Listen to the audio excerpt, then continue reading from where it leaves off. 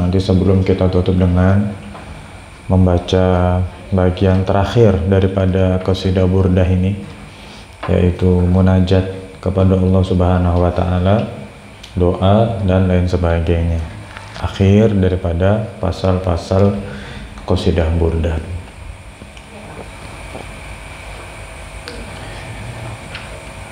Nabi kita Muhammad SAW bersabda begini, dan setelah kita dengar hadis ini, insya Allah bisa menambah rasa tenang kita waktu tertimpa musibah, bisa menambah rasa sabar kita, bahkan mungkin dalam musibah tersebut saat yang lain tuh murni hanya merasa sedih, ini dibalik rasa sedihnya ada bahagianya, dibalik rasa sakitnya ada senengnya.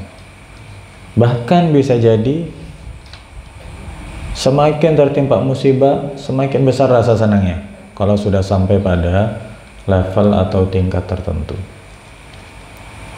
Nabi Muhammad SAW mengatakan begini, Innallaha idza ahabba qauman ibtalahum.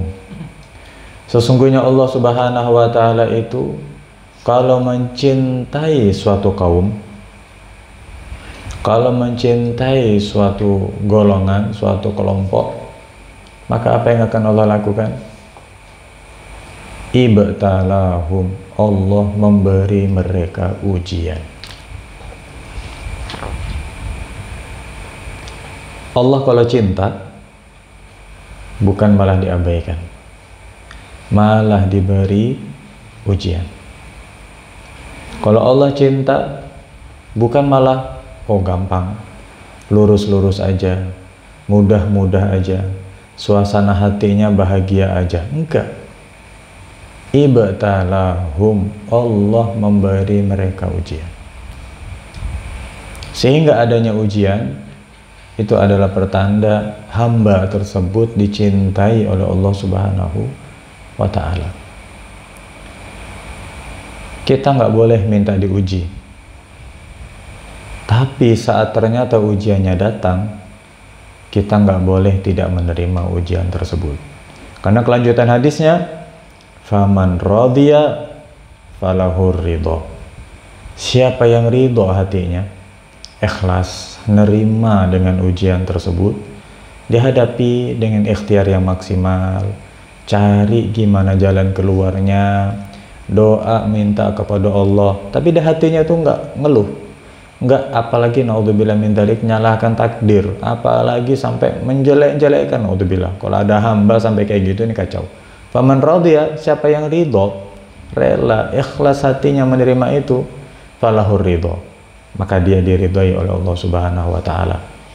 Tapi sebaliknya, faman sakhita, siapa yang murka, nggak rela, komplain, protes, menyalahkan dan lain sebagainya, maka yang seperti ini pun dimurkai oleh Allah Subhanahu wa Ta'ala. Jadi ada satu ibadah, yang ibadah ini bentuknya bukan pergerakan badan, bukan ucapan lisan, tapi rasa di dalam hati yang harus diperjuangkan sehingga kita bisa merasakan hal tersebut. Kalau rasa ini berhasil ada di hati kita, maka itu menjadi tanda orang ini diridhoi oleh Allah Subhanahu wa Ta'ala. Rasa apa ini? Ridho dengan semua ketentuan Allah. Kalau bahasa kita itu nerimo, legowo, tenang, santai, sabar. Bukan berarti pasrah, dibiarkan, bukan. Allah kasih kita ujian itu. Satu, mendewasakan. Biar kita yang sebelumnya nggak punya pengalaman, jadi lebih berpengalaman. Yang sebelumnya nggak ngerti bagaimana menyelesaikan, sekarang jadi ngerti bagaimana menyelesaikan. Bukankah itu suatu kebaikan? Yang kedua, agar nanti di saat yang akan datang kalau tertimpa masalah yang sama, kita jadi tahu jalan keluarnya, karena sebelumnya sudah pernah tertimpa masalah seperti itu.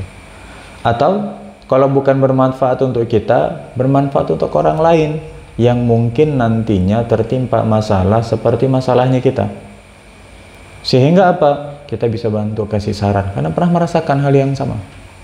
Sehingga pengalaman kita pun jadi sesuatu yang berharga, menjadi penyebab kita dapat pahala karena membantu orang selesai dari masalahnya. Dan yang ketiga, ini diridhoi oleh Allah Subhanahu wa taala kalau kita ridho menerima hal tersebut. Jadi kalau Allah cinta kepada suatu kaum, Allah akan memberi ujian. Biasakan setiap dapat musibah, setiap dapat ujian, yang terlintas pertama kali dalam hati itu ridho. Bayangkan Allah sedang merencanakan sesuatu yang baik di balik hal ini. Bayangkan bahwa nanti kalau kita ridho, Allah pun ridho sama kita. Bayangkan bahwa di belakang ini akan ada sesuatu yang sangat nikmat yang akan kita rasakan. Contoh-contoh sederhana. Kapan makan itu terasa enak? Setelah kita dikasih sesuatu yang namanya lapar. Seandainya kita nggak pernah merasakan rasa nggak nyaman yang disebut lapar, kita nggak akan pernah merasakan nikmatnya makan. Sehingga kita dicicipkan rasa lapar yang sejenak itu untuk membuat nanti makan kita jadi lebih enak lagi. Kita dicicipkan rasa haus yang sejenak itu untuk membuat minumnya kita nanti lebih enak lagi. Kita diberikan beberapa ujian yang cuma sebentar itu untuk membuat rasa lapangnya kita waktu ujian itu selesai lebih membahagiakan lagi. Apa yang membuat kelulusan itu patut untuk dirayakan? Yang membuat kelulusan itu menjadi sesuatu yang dibanggakan. Bahkan dibikinkan acara, dibikinkan wisuda dan lain sebagainya, diumumkan kemana-mana, dihadiri oleh orang-orang yang kita cintai, kita sayangi. Kita bangga dengan pencapaian itu. Kenapa? Karena sebelumnya sudah diawali dengan sulitnya masa-masa ujian. Seandainya ada kelulusan tanpa harus ujian, niscaya kelulusan gak akan terasa menyenangkan. Coba tiba-tiba kuliah atau sekolah, udah tahu-tahu lulus aja, gak ada ujiannya dulu. Gak akan ada itu bahagianya lulus. Apa yang bikin mereka lulus sampai nangis-nangis? Mereka lulus sampai, wah, ya walaupun kadang-kadang merayakan kelulusannya salah juga ya. Saking senengnya coret-coret baju, anak-anak itu kemarin saya lihat di pinggir jalan, bajunya disemprot-semprot. Masih zaman ya, kirain udah semakin maju tuh semakin modern gitu. Ternyata masih sama kayak zaman dulu-dulu tuh, coret-coret baju. Nah, apa yang bikin itu membahagiakan itu? Karena diawali dengan sulitnya melewati masa-masa ujian. Coba kalau ada kelulusan tanpa ujian, nggak hebat tuh itu lulusnya, nggak menyenangkan seperti itu. Jadi banyak hikmah di balik setiap ujian. Dan Nabi juga mengatakan, Innallaha bihikmatihi ja'ala ar-rawha wal faraha fil yaqini war ridha. Allah Subhanahu wa taala, sesungguhnya Allah Subhanahu wa taala dengan hikmahnya menjadikan rasa lapang dan rasa senang dalam dua hal. Apa itu? Yakin, dan yang kedua ridho. Yakin, percaya sepenuhnya kepada Allah. Ya Allah, Engkau yang atur yang terbaik. Allah yang lebih tahu, Allah yang paling paham, Allah yang gak pernah salah, Allah yang dalam menentukan sesuatu sudah sangat, bahkan yang paling bijaksana, gak akan keliru. Yakin, war ridho, dan yang kedua ridho. Ikhlas menerimanya, nggak ada komplain, nggak ada protes.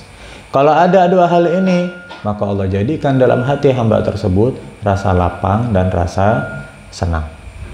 Ini yang dirasakan sama mereka, sehingga kok bisa-bisanya ya kena masalah sebesar itu masih bisa senyum, kena masalah sesulit itu masih bisa makan enak, masih bisa tidur nyenyak. Apa nggak dipikirin? Ya dipikirin, tapi tidak menjadikan hatinya kehilangan rasa bahagia. Kenapa? Karena ada rasa yakin dan ada rasa ridho. Siapa yang bikin kita mau bersakit-sakit disuntik? Kenapa kita mau udah disuntik bayar lagi, padahal kita menyodorkan lengan kita untuk disakiti? Nih Pak Dokter, silahkan disuntik, silahkan sakiti saya. Kok mau-maunya kita kasih tangan kita untuk disakiti? Udah gitu, kita kasih uang lagi yang menyakiti kita. Kenapa? Karena kita tahu setelah itu ada kesembuhan. Jadi kita menerima rasa suntikan itu tadi dengan senang hati, bukan malah nolak. tolong sembuhkan saya. Iya, tapi caranya disuntik. Enggak usah disuntik. Nggak ada. Malah kita sodorkan, silahkan tusuk, silahkan sakiti. Walaupun kita nggak ngomong begitu ya, tapi kan kita menyodorkan tangan kita. Kok mau sih kita disakiti? Karena kita tahu di belakang itu ada kesembuhan.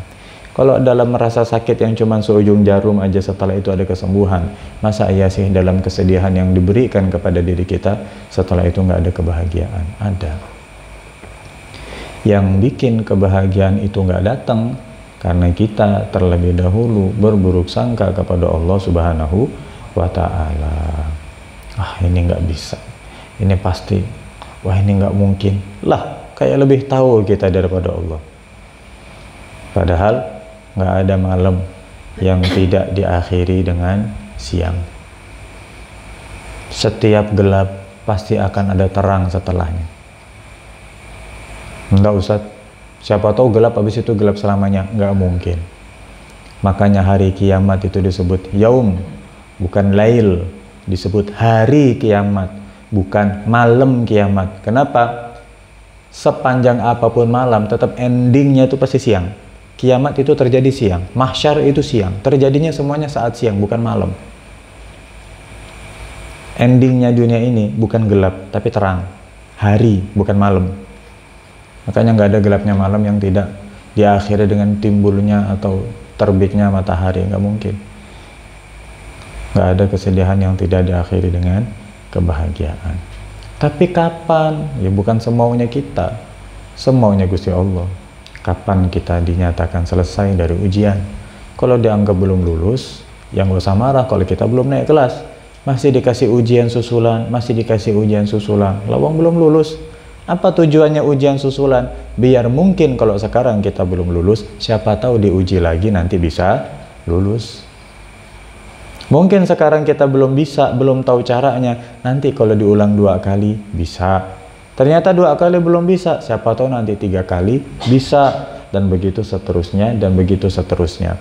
Mungkin ujian ini belum berhenti menimpa kita karena kita belum ngerti gimana seharusnya kita menyikapi ujian ini. Udah tahu dikasih ujian keuangan sulit misalnya, lah kok malah kerjanya maksimal tapi nggak sholat. Salah caranya, sudah tak bikin sulit terus, kasih ujian lagi. Lah kok malah gara-gara kerja jadi nggak puasa. Salah caranya, kasih ujian lagi, dibikin sulit lagi. Karena ternyata belum benar jawabannya, udah kasih soal lagi. Biar benar dulu jawabannya, baru dinyatakan lulus. Nih, dikasih rezeki sulit, gimana nih? Oh, ternyata walaupun dia sedang sulit, dia tetap jujur, nggak mau bohongin orang. Padahal kalau bohong untungnya lebih gede. Kalau dia jujur, untungnya sedikit. Nah, ini bener ini jawabannya. Bener, nomor 1. Nomor 2, ternyata dikasih ujian sulit, dia tetap sabar. Sampai tetangga kanan kirinya nggak tahu kalau dia lagi sulit. Dikirain seneng. Bener nih soal nomor 2. Yang nomor 3, ternyata dikasih ujian yang sulit seperti itu, dia masih tetap menunjukkan sikap yang bagus kepada setiap orang.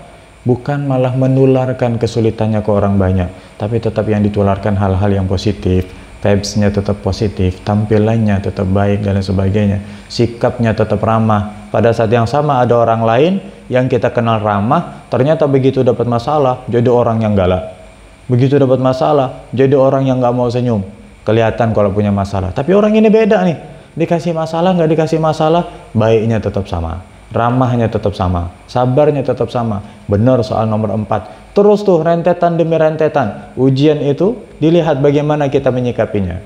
Begitu menyikapinya benar, dinyatakan lulus, ujiannya selesai. Naik kelas kita. Tapi jangan dikira bahwa ujian itu jawabnya gampang.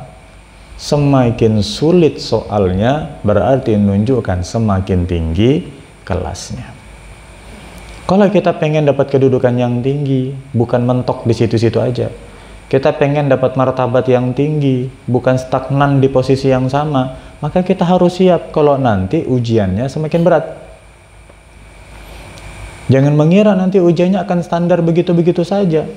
Kita pengen naik, lulus dari SD naik ke SMP. Tapi berharap soalnya kayak anak TK, nggak mungkin. Nanti begitu SMP mau naik SMA, berharap soalnya sama kayak anak SD, ya nggak bisa. Memang itu resikonya. Semakin kita pengen naik, harus siap dengan masalah yang semakin sulit. Pun nggak ada ruginya. Semakin sulit masalahnya, berarti kita semakin pintar nanti gimana cara mencari solusinya. Dan Allah janjikan satu hal. Apa itu? Kalau kita dianggap nggak mampu, nggak akan diberi ujian yang itu. La yukallifullahu nafsan illa wus'aha. Allah nggak akan memaksa seseorang kecuali hal yang dia bisa, hal yang dia mampu. Nggak akan ditimpakan kecuali sesuatu yang dia dianggap sanggup dengan hal itu. Berarti waktu kita ditimpa suatu masalah, sadari dulu hal ini. Oh, berarti saya ini dianggap bisa menyelesaikan ini. Walaupun sekarang kita belum tahu caranya gimana. Walaupun belum ada bayangan, ini nanti di mana ya solusinya? Gimana ya cara selesainya? Tapi sadari dulu satu hal ini. Begitu masalah itu menimpa kita, maka kita sebenarnya dianggap pantas untuk dapat hal tersebut. Kita dianggap mampu. Karena kenapa? Guru saja nggak akan ngasih soal kepada muridnya kecuali sesuatu yang sesuai dengan apa yang sudah diajarkan. Nggak mungkin ada anak kelas 6 SD ujian sama gurunya dikasih soal kelas 2 SMP. Nggak mungkin. Kecuali gurunya ugal-ugalan. Nggak mungkin ujiannya anak kelas 3 SD dikasih soalnya kelas 3 SMA. Nggak mungkin. Pasti yang dikasih itu soal yang gurunya tahu anak ini pasti bisa menjawabnya. Karena sebelumnya udah dikasih pelajaran dulu di kelas. Nah, kalau guru saja kayak gitu, ya masa Gusti Allah salah ngasih takdir? Masa Gusti Allah salah nentukan sesuatu? Ya nggak mungkin. Salah kayaknya nih Gusti Allah nih. Kalau kayak saya nih harusnya ujiannya nggak kayak gini. Masa kita mau bilang kayak gitu? Kayaknya saya nggak bisain. Enggak. Kalau dapat masalah itu pada diri kita, berarti kita itu bisa. Tapi saya nggak tahu caranya. Nggak tahu itu sekarang. Tapi ke depannya akan kita dapatkan jalan untuk selesai dari hal tersebut. Nah, jadi kalau pengen tetap tenang, pastikan ada rasa ridho dalam hati. Rela, ikhlas. Belajar dari hal-hal yang kecil. Belajar dari hal-hal yang sederhana. Biasakan omongan kita ini omongan yang positif. Komentar kita tuh komentar yang positif dalam segala sesuatu. Biar kita selalu menularkan rasa positif ini. Baik sangka kepada Allah ini terus ada dalam hati kita dan kita tularkan ke orang lain. Dari hal-hal yang sederhana. Biasakan. Hujan misalnya. Biasakan omongan kita, alhamdulillah hujan. Padahal kita ini tahu, kita ini mau berangkat udah nih. Udah rapi, udah kinclong, udah semuanya. Alhamdulillah hujan. Sambil hati ini cari, apa ya kira-kira hikmahnya dari hujan ini? Gitu. Kan nggak mungkin langsung tiba-tiba pintar. Belajar dulu. Walaupun hati mungkin masih ada ngeluhnya. Aduh, hujan nih. Udah siap padahal. Mungkin masih ada rasa kayak gitu. Belajar untuk nggak mengungkapkan itu. Keluarkan hal yang positif. Alhamdulillah hujan. Tapi gimana ini acara berantakan? Enggak berantakan. Tetap berjalan sebagaimana mestinya. Tapi nanti yang datang nggak banyak nih misalnya. Ya, nggak ada masalah yang datang nggak banyak. Mungkin dengan itu kita dikasih kesempatan untuk sedekah kepada orang lain. Karena nanti sisa makanannya banyak. Misalnya acaranya undangan, misalnya gitu. Atau seandainya acaranya apa? Pengajian. Atau seandainya apapun. Cari sisi positifnya. Pasti ada. Dari situ nanti kita bisa belajar. Oh, besok-besok mungkin biar kalau hujan bisa tetap jalan acaranya, dipasangin tenda. Ternyata hujan, oh masih bocor. Oh, berarti tendanya kurang gede. Besok tendanya dibesarkan. Pasti ada pelajaran-pelajaran baru dari kejadian demi kejadian. Maka orang yang beruntung, orang yang selalu bisa dapat hikmah yang kayak gini. Sedangkan mereka yang sibuk menyalah-nyalahkan, takdir apalagi disalahkan. Orang yang sibuk mengeluh, dia nggak akan dapat pelajaran apa-apa. Nggak akan semakin dewasa, nggak akan semakin pintar, dan nggak dapat ridhonya Allah. Yang ada malah dimurkai. Na'udzubillah min dzalik. Jadi seperti itu. Biar hati itu tenang terus. Tapi hal kayak gini nggak bisa instan. Sesuatu yang harus kita pelajari, sesuatu yang harus kita biasakan. Jadi apa itu ridho kepada ketentuan Allah? Adalah hatinya selalu merasa nerima walaupun yang terjadi berbeda dengan hawa nafsunya, berbeda dengan yang dia mau, berbeda dengan yang dia inginkan. Apapun itu, menimpa pada dirinya atau musibah menimpa pada hartanya dan lain sebagainya, maka dia harus tetap ridho dan jiwanya harus tetap baik-baik saja. Belajar didukung dengan doa, Satu. Gimana caranya biar ridho? Jangan lupa untuk doa, minta. Ya Allah, arahkan selalu hati hamba untuk hanya merasakan hal-hal yang Engkau ridhoi. Jangan sampai hati hamba ini merasakan sesuatu yang Engkau tidak ridhoi. Di antara yang Allah ridhoi apa? Hati ini selalu ridho. Yang kedua, biasakan konsultasi kepada orang-orang yang positif. Jangan sekali-kali kita tumpahkan masalah kita, cerita ke orang-orang negatif. Jauhkan dari hidup kita orang-orang negatif. Bikin kita nggak bisa berkembang. Dan bikin hati kita terganggu. Cerita ke orang-orang yang positif. Yang setiap kali kita ceritakan masalah, dia selalu nunjukkan kita sisi kebaikan dari masalah itu. Jadi kita optimis. Tiap kali kita cerita suatu kesulitan, dia bisa bantu kita untuk merasa bahwa dalam kesulitan itu ada hal bagus yang kita dapatkan. Jadi kita nggak ngeluh. Nah, kalau ada orang yang kayak gini, jadikan tempat curhat. Tapi kalau ada orang yang setiap kita cerita, iya itu sulit itu kayaknya nggak bisa, itu mustahil. Model kayak gini nggak usah jadikan tempat cerita. Udahlah kita nih stres, repot dengan pikiran kita. Ketemu model kayak gini, makin berat stresnya. Nggak bantu solusi, semakin bikin kita pusing. Masalah itu kalau dihadapi dengan tenang, itu jalan keluarnya nampak. Tapi kalau nggak tenang kita ngadapin, jalan keluar yang nampak itu pun bisa nggak kelihatan. Karena kita nggak tenang, gupuh. Oh ada, saya tadi pagi apa kalau nggak salah, nonton postingan orang naik kapal tenggelam. Padahal dari daratan itu dekat dan mereka pakai pelampung. Kenapa bisa banyak yang meninggal? Kok kapalnya sampai terbalik? Padahal awalnya stabil, gelombangnya gede, tapi kapalnya stabil. Karena mereka panik. Gara-gara panik, kabur atau apa, intinya mereka tuh berat hanya di satu sisi aja. Karena panik, akhirnya malah bikin kapalnya terbalik, malah tenggelam. Seandainya tetap tenang aja, ngikut, percaya aja, udah ini diarahkan sama nakoda, ini udah bener ini. Mereka panik, miring akhirnya kebalik. Awalnya enggak, itu baik-baik aja. Kalau nggak salah gitu kronologinya. Intinya orang kalau panik itu nggak nampak jalan. Tapi kalau tenang, jalannya nampak. Ini namanya orang panik. Jadi seperti itu. Gimana tadi caranya biar ridho? Banyak doa, minta sama Allah. Yang kedua, kalau konsultasikan atau ceritakan ke orang yang selalu punya pandangan yang positif. Jangan kita buka cerita ke orang yang pandangannya negatif, sehingga kita pun akhirnya jadi negatif. Udah nggak nyemangati, gembosi, jangan. Orang kayak gini nggak baik. Untuk dirinya dia nggak baik, dan ke orang lain nggak baik. Jadi mending kita jauhi. Jadi seperti itu. Itu namanya ilmu ridho, nerima ketentuan Allah Subhanahu wa Ta'ala.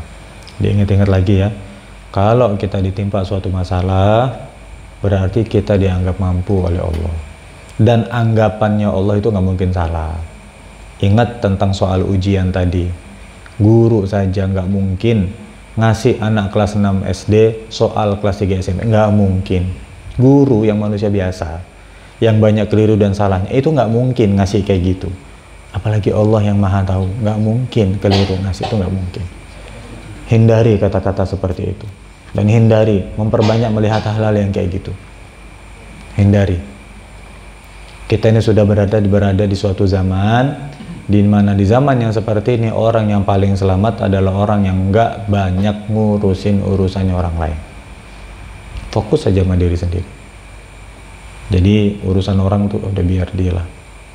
Kasus ini biar berlalu. Kalau kita bisa kasih saran, kasih saran. Kalau enggak udah abaikan. Kadang ada orang nih repot-repot. Udah tahu pikiran dia banyak, repot-repot mikirin hidupnya orang. Hidupnya dia masih berantakan. Hidupnya orang dipikirin. Sempet-sempetnya ngomentarin kejelekannya orang. Sempet-sempetnya gosipnya artis dibahas dalam obrolan. Ya Allah, hidupnya sendiri masih berantakan. Orang itu nggak sah, itu nikahnya viral itu. Akad nikahnya nggak sah, gini. Rame banget itu di sosial media. Kok jadi kita yang ngurus? Di sana loh ada KUA-nya. Yang hadir dalam pernikahan itu ada ustadznya. Paham dia mana sah, mana tidak sah. Kita udah bukan KUA, ustadz juga bukan. Ngerti pun tak ada, ikut-ikutan ribut. Dalam obrolan dibahas, di sosial media dibahas. Oh iya tuh kayaknya gini-gini. Inilah nih zamannya nih. Anak SD ngomentari orang kuliahan. Kita tidak paham hukumnya, ngomentarin orang yang paham. Padahal di sana ada yang paham. Seandainya ada yang salah, udah diingetin itu sama KUA-nya. Oh dibahas. Ini artis ini nikah sama ini nggak sah ini. Harus diulang ini akadnya gini-gini. Itulah gara-gara belajarnya separuh-separuh kayak gitu.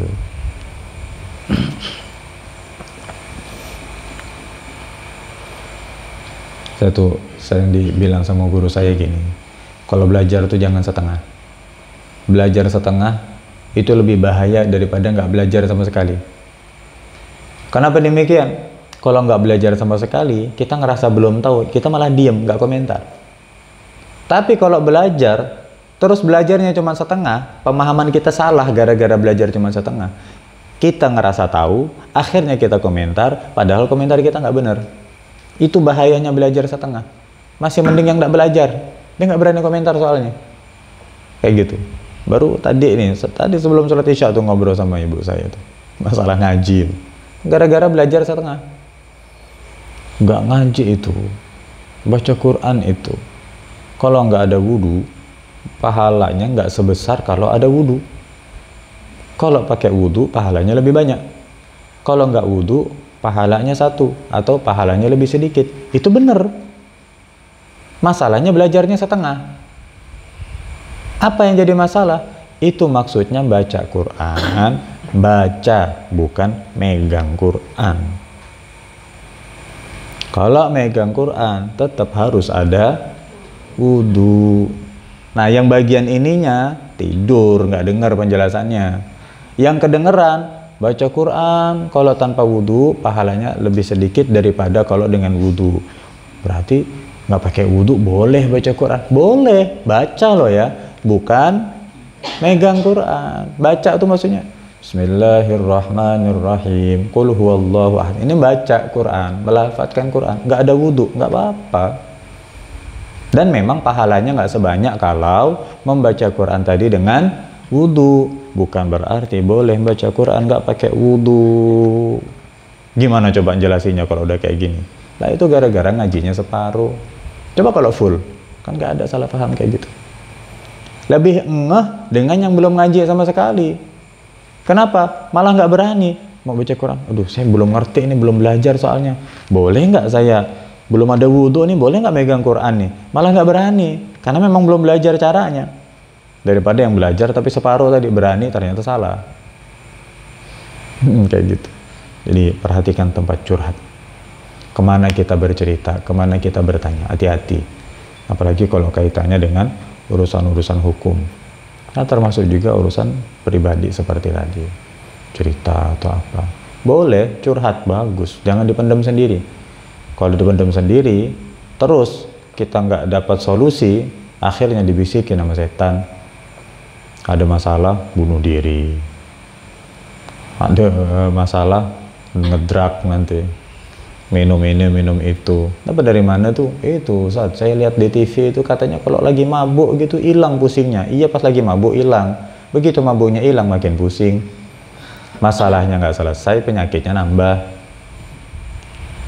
Dosanya banyak. Minal kabair, termasuk dosa besar. Ah, jadi gitu. Kenapa masalah ini belum selesai? Kenapa ujian ini masih ada? Mungkin kita jawabnya masih salah. Coba kita koreksi diri sendiri, apakah sudah benar kita menyikapi masalah? Kalau ternyata masih ada cara yang salah, itu mungkin penyebabnya kenapa masalah ini masih terus dikasih ke kita. Kenapa soalnya kok masih diulang lagi? Mungkin jawaban kita belum benar. Maksudnya kita menyikapi masalah itu belum benar. Makanya diuji lagi, dan diuji lagi. Jadi bukan menyalahkan ujiannya, tapi introspeksi ke diri sendiri. Gitu ya kurang lebih. Mudah-mudahan Allah jauhkan kita dari masalah, Allah jauhkan kita dari musibah, Allah jauhkan kita dari ujian-ujian yang berat, dan Allah jauhkan kita dari sifat tidak menerima ketentuan Allah Subhanahu wa Ta'ala, dan Allah gantikan hati kita ini dijadikan kalau dapat masalah hati yang tetap tenang, sabar, ikhlas, ridho, tawakal, hati yang tetap kuat, tabah, Bahkan bukan hanya kebaikannya untuk kita, tapi kita pun bisa membantu menambahkan orang lain, menenangkan orang lain, menguatkan orang lain. Dan mudah-mudahan dengan ridhonya kita terhadap ketentuan Allah, Allah hadiahkan juga untuk kita keridhaan dari Allah Subhanahu wa taala di dunia dan sampai akhirat. Amin ya rabbal alamin. Yuk kita baca pasal yang terakhir, pasal yang ke-10. Ya akramal khalqi. Nah, ini bacanya sama